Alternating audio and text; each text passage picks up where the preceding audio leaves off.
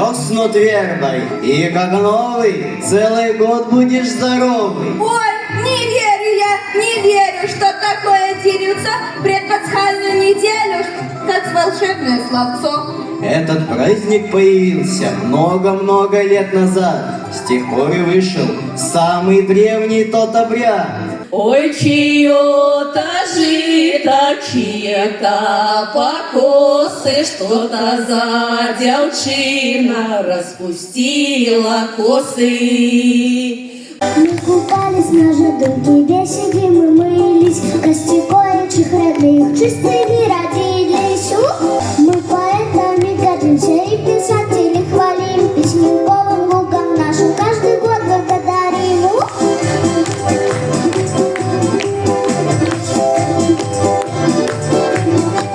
Для гусей гусиный праздник, а для